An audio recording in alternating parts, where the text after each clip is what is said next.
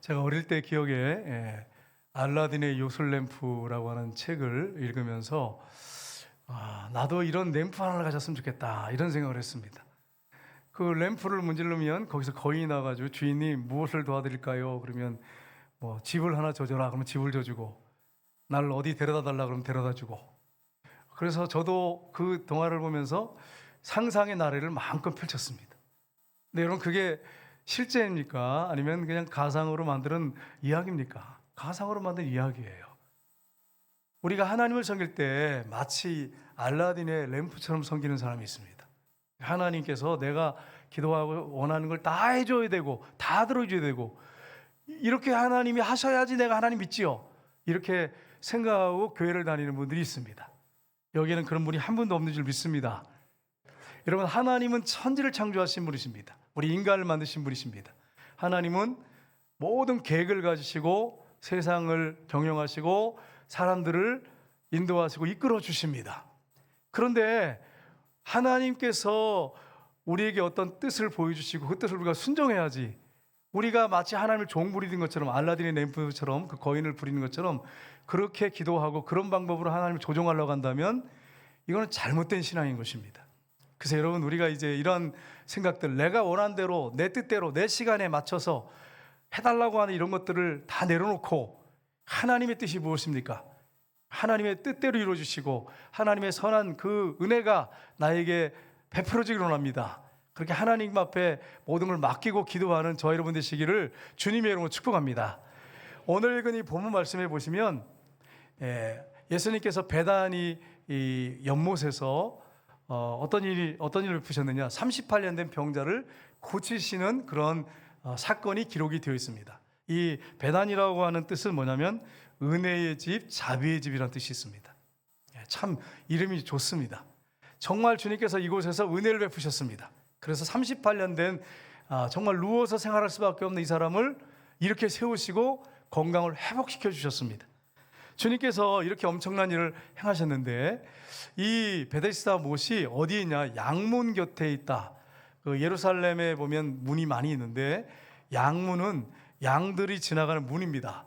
그 양들을 하나님께 제사드리기 위해서 지나가는 문입니다. 이 양은 누굴 상징하냐면 예수 그리스도를 상징합니다. 인간의 죄를 다 짊어지고 죽을 양, 그림자죠. 예수님의 그림자를 상징합니다. 그 양의 문 곁에 베데스다라고 하는 못이 있었습니다. 이곳에서 예수님이 38년 된 병자를 고치심으로 주님이 은혜를 베푸시는 분이라는 사실을 분명하게 보이셨습니다. 그 당시에만 이렇게 주님이 일하시는 게 아니라 오늘날도 저와 여러분에게 이렇게 은혜를 베풀기를 원하십니다. 그러니까 주님의 주권을 가지시고 주님이 이렇게 원하시는 것입니다. 이걸 은혜라고 하죠.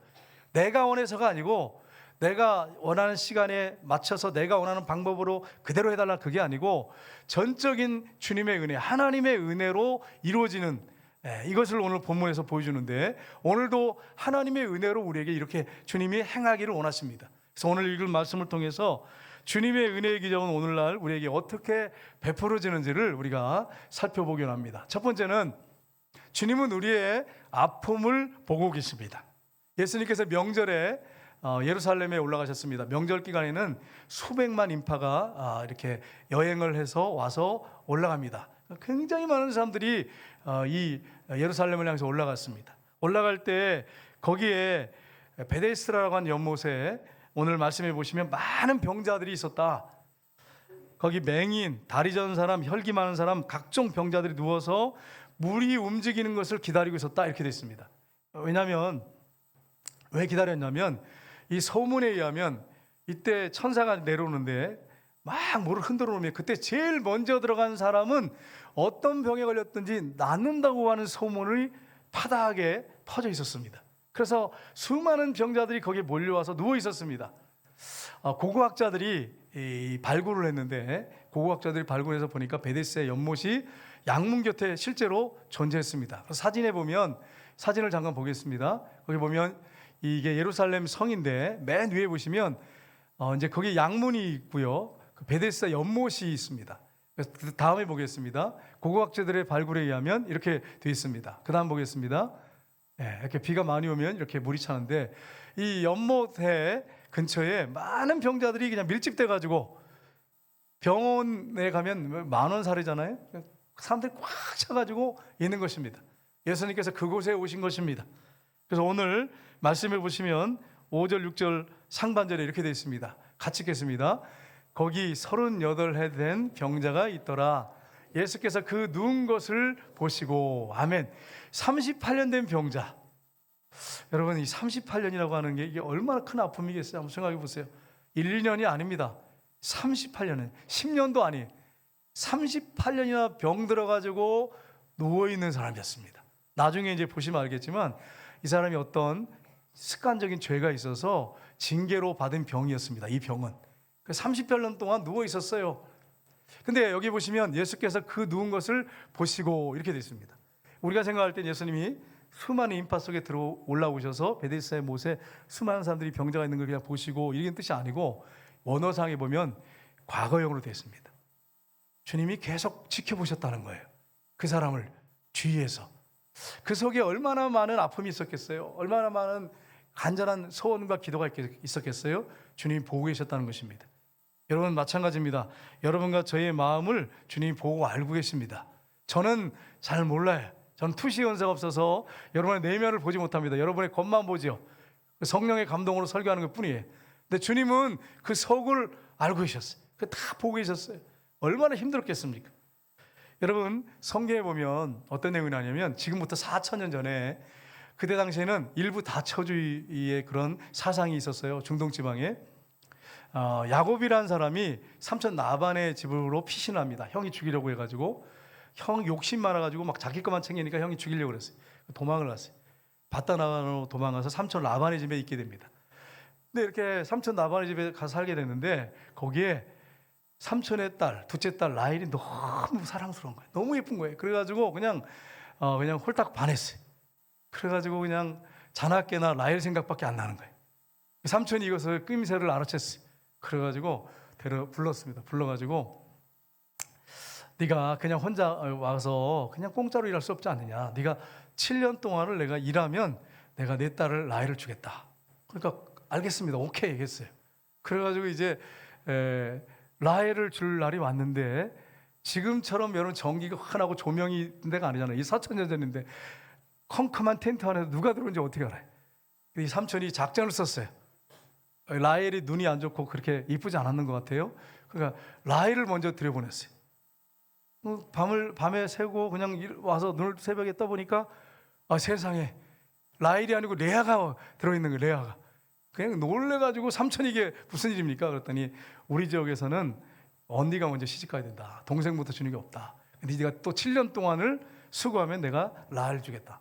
그래가지고 그 약조를 하고, 그리고서는 또 이제 결혼을 하게 됩니다. 그래서 두 아내를 갖게 됐어요. 근데 레아를 사랑하지 않으니까 의무적으로만 대하는 거예요. 오직 야곱의 마음은 라헬이에요. 성경에 뭐라고 되어 있습니까? 창세기 29장 31절 32절 레아의 아픔을 주님이 알고 계셨습니다. 여기 보면 31절을 32절 같이 읽겠습니다.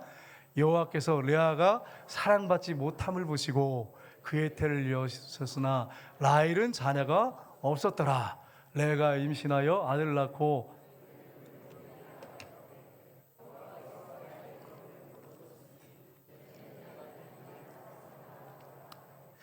여인의 그 애절한 이 아픔이 여기 표현되어 있어요.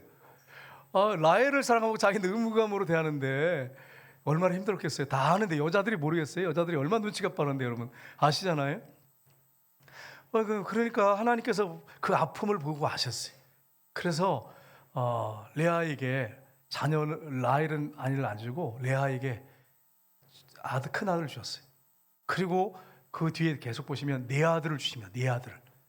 왜 그렇습니까? 레아가 사랑받지 못하는 걸 보시고 그를 위로하기 위해서. 그래서 이름을 지었는데 뭐라고 지었어요? 남편이 나를 사랑하리로다 이러면서 이름을 큰아들한테 줬잖아요. 얼마나 사랑을 못 받았으면.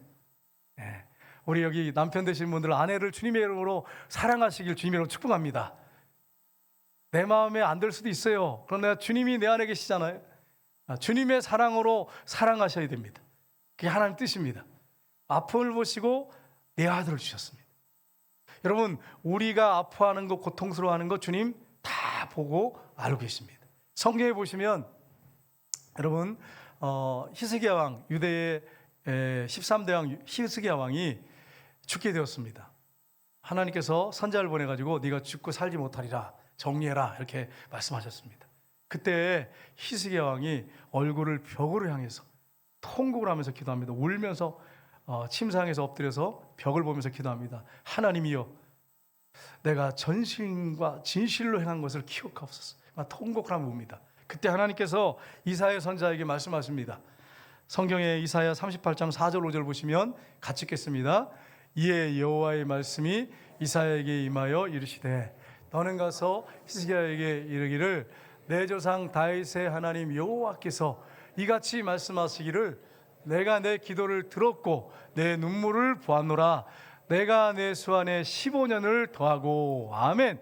하나님이 뭐라고 말씀하십니까? 이사야 선지자를 통해서 내 기도를 들었고 내 눈물을 보았노라, 이렇게 말씀하셨어요. 그러니까 여러분, 내가 원하는 방법으로 하나님이 역사하지 않습니다. 내가 원하는 때에 일하지 않습니다. 하나님은 하나님의 방법으로 하나님의 때에 일하십니다. 그러니까 여러분, 기도하다가 낙심하지 말기를 주님의 이름으로 축복합니다. 내가 내 기도를 들었고 내 눈물을 보았노라. 그러면서 이사야 선지자를 통해서 보내셔서 하나님이 기한을 정하셨어요. 15년을 내가 더 연장시켜 주겠다. 하나님의 주권이에요. 그러니까 우리가 이 사실을 알고 여러분이 기도하면서 마치 기도를 갖다 알라딘의 네푼처럼 문질러 가지고 내 소원에 만족시키기 위해서 그렇게 여러분이 기도를 사용하시면 안 되는 것입니다. 기도하는 가운데 하나님의 뜻을 찾고 하나님이 나에게 뭘 원하시는지 하나님 앞에 여쭤보고, 그리고 이게 하나님 뜻인지 내 욕심인지를 분별하면서 기도하셔야 됩니다. 그렇게 기도할 때 그러면 하나님 뜻이라고 해서 다 바로바로 주시느냐? 그게 아니고 하나님의 뜻 계획 안에서 하나님의 때에 하나님 방법으로 주십니다. 그러니까 여러분이 기도하면서 낙심하고 절망하지 마시고 꾸준하게 여러분 믿음으로 기도하시기를 주님으로 축복합니다. 이게 안 되면 기도하다가 실족하고 상처받았다 그러고 기도를 안 하게 됩니다. 그러니까 여러분, 정말 엄청난 축복을 발로 차는 것이 되는 것입니다. 우리가 그런 일을 하지 말아야 됩니다. 두 번째로, 주님은 우리의 아픔을 알고 계십니다. 예수님께서 38년 된 병자를 갖다 고쳐주시는데 이 아픔을 알고 계셨습니다. 6절을 보시면 이렇게 말씀하십니다. 같이 읽겠습니다. 예수께서 누운 것을 보시고 병이 벌써 오래된 줄 아시고 이르시되 내가 낫고자 하느냐. 아멘. 보시고 아시고. 근데 이 아시고도 원어를 보니까 과거형으로 되어 있어요. 이미 알고 계셨어요. 그가 얼마나 고통스러운지 얼마나 힘들어했는지를 알고 계셨어요. 그래서 예수님이 오셔서 낫고자 하느냐, 이렇게 말씀하셨습니다. 여러분, 우리 하나님이 여러분과 저의 형편을 모르실까요? 다 아십니다. 여러분과 저에 대해서 모르는 게 하나도 없습니다. 일도 없습니다. 다 아십니다.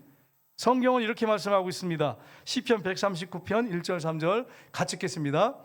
여호와여, 주께서 나를 살펴보셨으므로 나를 아셨나이다. 내가 앉고 일어섰음을 아시고 멀리서도 나의 생각을 밝히 아시오며 나의 모든 길과 내가 눕는 것을 살펴보셨으므로 나의 모든 행위를 익히 아시오니. 아멘. 하나님은 멀리서도 우리의 생각을 밝히 아세요. 우리가 생각하는 거 하나도 모르는 게 없어요. 다 아십니다.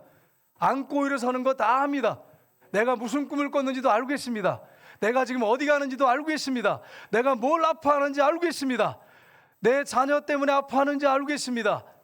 내 질병 때문에 아파하는 거 알고 계십니다. 어떤 사람과의 관계 때문에 힘들어하고 그것 때문에 고통스러워하는 거 알고 계십니다. 여러분, 주님 모르는 게 하나도 없습니다. 주님은 이미 보시고 전부터 과거부터 보시고 다 알고 계셨어요. 그 예수님이 오셨어요. 38년 병자에게 그렇게 많은 사람들 빼곡히 있는 그 틈을 비집고 들어오셨어요. 오셔가지고 이 38년 병자에게 말씀하십니다. 내가 낫고자 하느냐.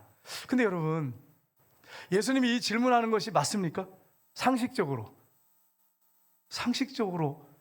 지금 베데스다 연못가에 왔다고 하는 것은 낫기 위해서 온 거예요. 사람들을 통해서 자기가 못 왔어요. 사람들한테 막 사정사정해서 사람들이 업어가지고 데려다 놓은 거예요. 자, 그러면 여러분, 내가 낫고자 하느냐, 이 질문이 맞습니까? 근데 왜 이 질문을 하셨을까요?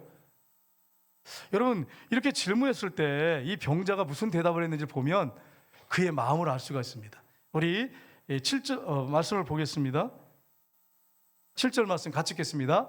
병자가 대답하되 주여, 물이 움직일 때에 나를 못에 넣어주는 사람이 없어 내가 가는 동안에 다른 사람이 먼저 내려가나이다. 아멘. 여러분, 예수님이 내가 낫고자 하느냐 그러면 일반적으로요, 예, 낫기를 원합니다 이렇게 했다든지, 아니면 저는 절망적입니다, 저는 이 병이 낫지 않을 것 같습니다, 이렇게 둘 중에 하나를 얘기해야 되잖아요. 근데 지금 무슨 얘기를 하고 있습니까? 무슨 동문서답하는 것 같아요.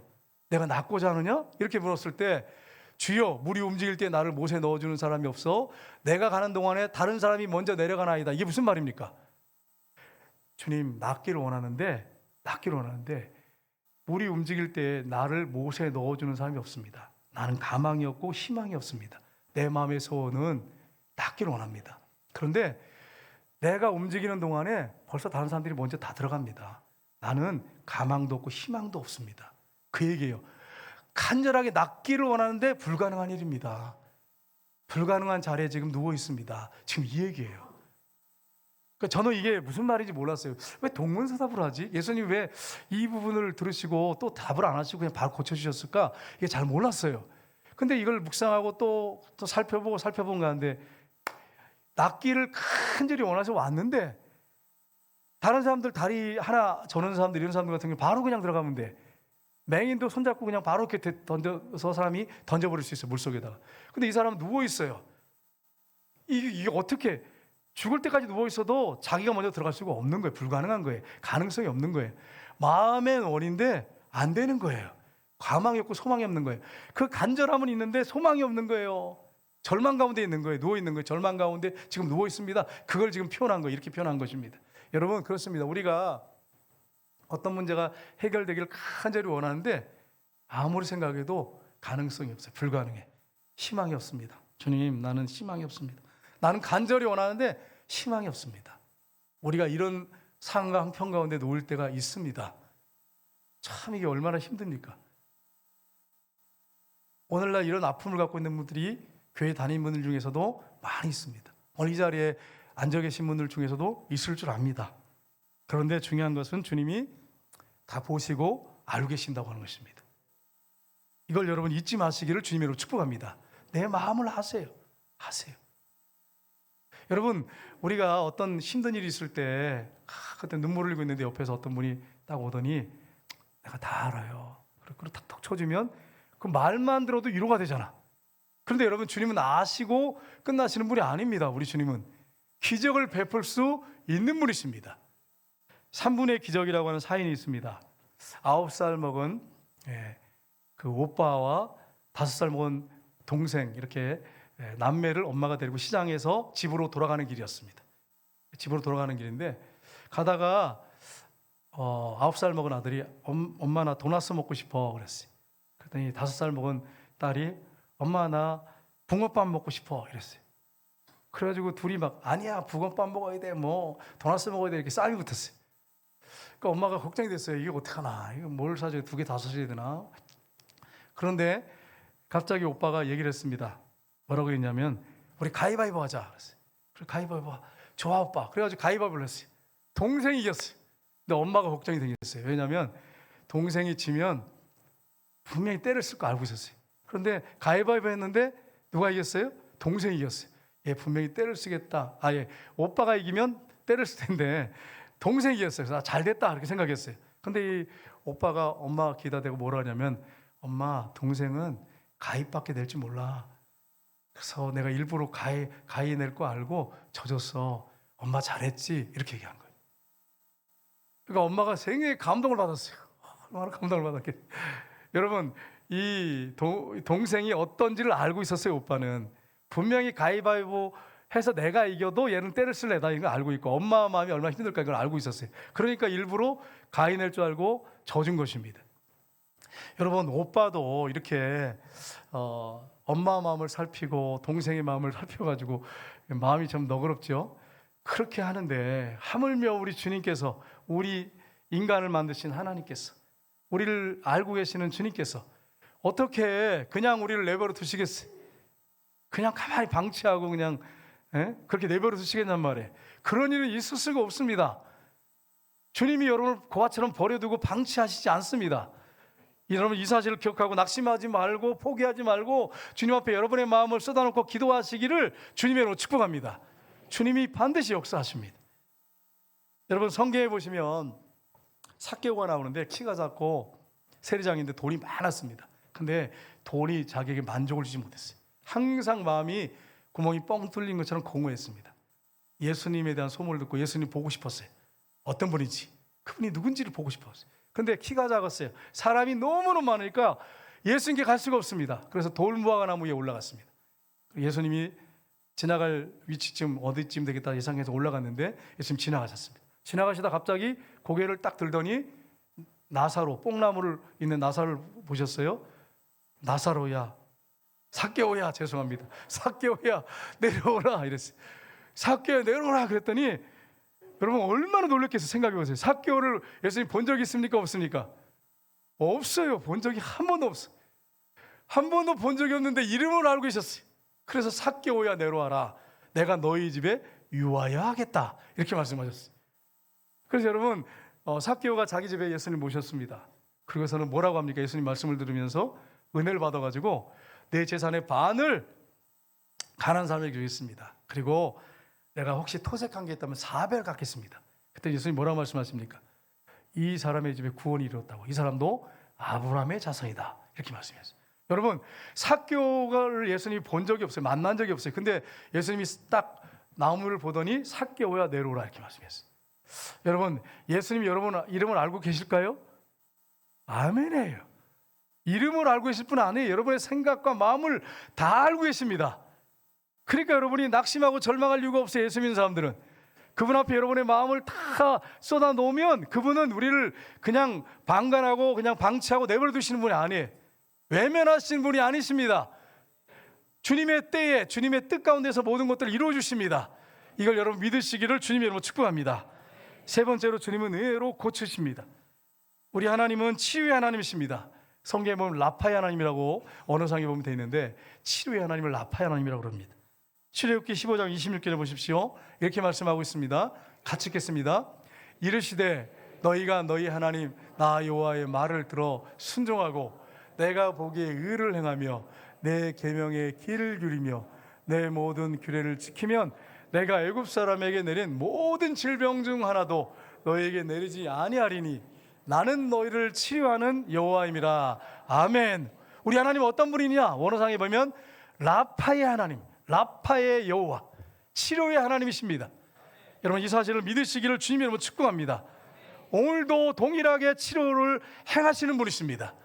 예수님께서 행하신 기적이 있습니다. 어떤 기적입니까? 죽은 사람 살리고 수많은 기적들, 우리가 생각하는 것 이상의 기적을 행하셨어요. 불가능한 것들을 치료하셨어요. 불가능한 것, 인간이 불가능하고 포기한 것들을 주님이 치료하셨어요. 의사들이 고치지 못하는 것을 주님이 고치셨습니다. 이걸 여러분 믿는다고 한다면 낙심하고 절망하지 마시고 꾸준하게 믿음을 가지고 기도하시기를 주님 여러분 축복합니다. 주님이 포기하기 전에는 포기하지 마세요. 주님이 포기 안 하십니다. 포기하지 마시고 기도하셔야 돼요. 말라기서 4장에 보시면 2절에 이렇게 말씀하고 있습니다. 내 이름을 경외하는 너에게는 공의로운 해가 떠올라서 치료하는 광선을 비치리니 너희가 나와서 외양간에 나온 송아지같이 뜨리라. 아멘.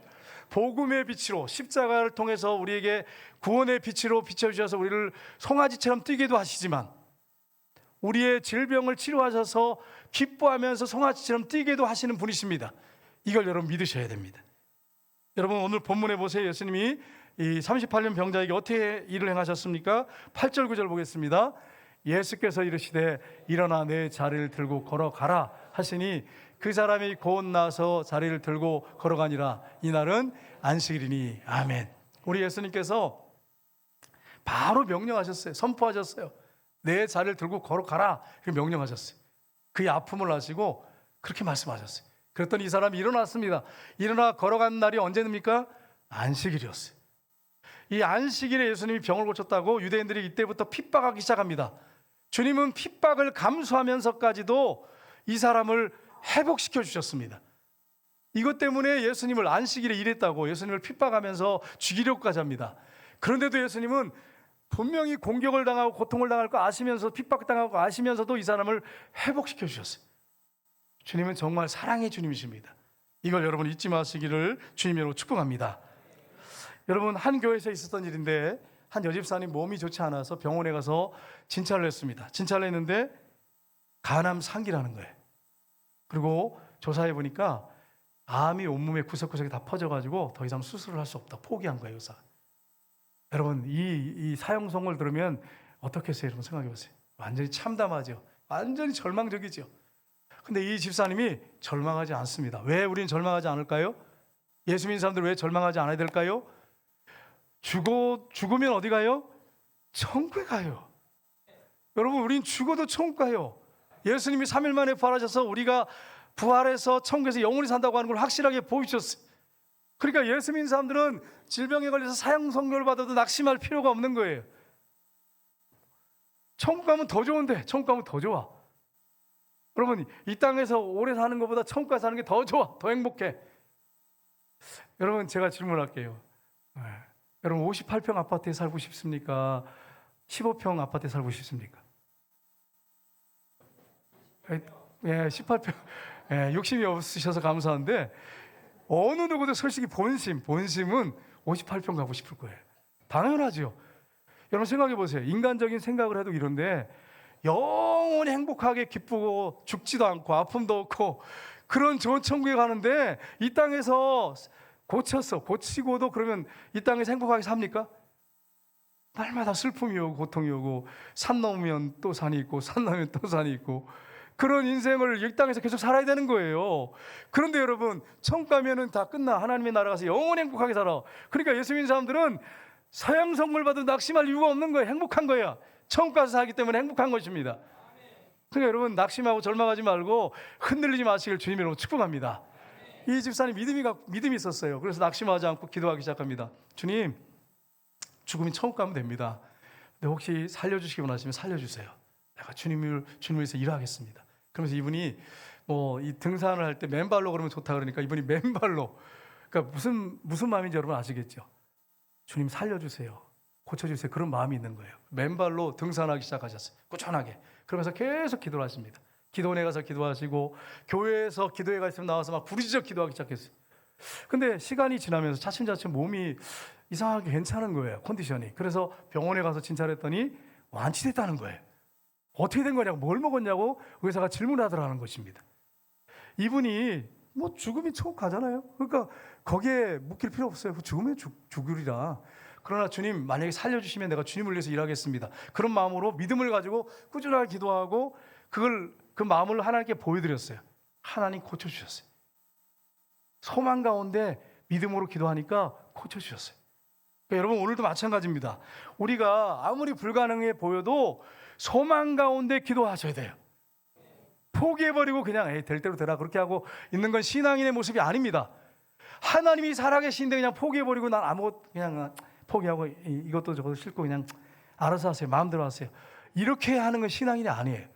아무리 절망 가운데서 소망을 가지고 주님을 기대하면서 기도하는 것이 진정한 그리스도인의 삶의 모습입니다. 하나님이 이 모습을 기뻐하십니다. 혹시 우리 중에 절망하고 낙심하는 분이 계시다면 절망하고 낙심하지 마시고 포기하지 마시고 믿음으로 계속 기도하시기를 주님의 이름으로 축복합니다.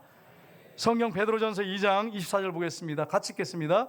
친히 나무에 달려 그 몸으로 우리 죄를 담당하셨으니 이는 우리로 죄에 대하여 죽고 의에 대하여 살게 하려 하심이라. 그가 채찍에 맞음으로 너희는 나음을 얻었나니. 아멘.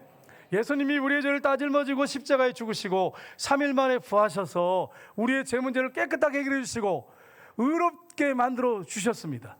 근데 여기서 중요한 게 있어요. 그가 채찍에 맞음으로 너희는 나음을 입었도다. 이게 라파예요. 히브리어로 하면 치료 용어입니다. 오늘도 주님이 치료하신다고 하는 것입니다. 그러니까 여러분, 낙심하고 절망하지 마시고 이제 내일부터 양결 목사님이 오셔서 말씀을 증거하십니다. 근데 이 목사님이 조금 저 같은 스타일이 아니에요. 저는 좀 신사 아니에요, 여러분? 어떻게 여러분이 생각하시든지 전 신사야. 좀 그래가지고 탁 서가지고 그냥 움직이지도 않고 설교하는데 이 목사님은 그런 스타일이 아니고 이 손을 넣고 다음에 설교를 하세요. 그래서 설교하셔서 저도 동영상을 좀 많이 봤거든요. 이게 목사가 힘든 거예요. 목사가 힘드니 여러분은 얼마나 힘들겠어요? 손을 그렇게 탁 하면서 하세요. 근데 가만히 기도하면서 생각을 해봤어요. 어떤 목사님이 경건하게 보여. 나를 경건한데 삶은 엉망이고 메시지는 복음적이가 않아요. 그런 사람이 맞겠습니까? 좀 겉으로 볼 때는 손을 이렇게 놓고 다니면서 설교를 하시는데 그 내용은 복음적이야. 성경만 전해, 바르게 전해. 그분이 맞겠습니까? 이분이 좀 그런 스타일이어가지고 오셔가지고 괜히 저번 제가 처음부터 혹시 여기 낙심이 될까봐 걱정이 돼가지고 그래요. 근데 그분 스타일이 그래요. 근데 제가 외국 목사님들 설교를 한번 들어봤거든요. 근데 그런 스타일의 목사님들이 상당히 많아요. 이게 설교하시다가 이게 호주머니 손을 놓고 설교를 하세요. 저는 그런 적이 한 번도 없어요, 여러분. 저는 신사라 그랬잖아요. 그런데 여러분 생각해 보세요. 정말 그분이 복음적이고 말씀 가운데 살고 말씀만 전하고 말씀에 그냥 목숨 거는 그런 목사인데 그분이 넥타이 안 매고 그냥 마셔서 설교하세요. 예를 들어서 그런다고 생각해 보세요. 그러면 여러분 그분의 말씀을 우리가 들어야 됩니까? 당연하죠. 어떤 분은 경건하다고 막 거룩하는데 삶이 거룩하지 않아. 혼자 있을 때 거룩하지 않아. 그건 위선자죠. 그러니까 여러분이 중요한 건 본질입니다. 껍데기 알맹이도 중요해요. 그러나 그보다 더 중요한 것은 알맹이입니다.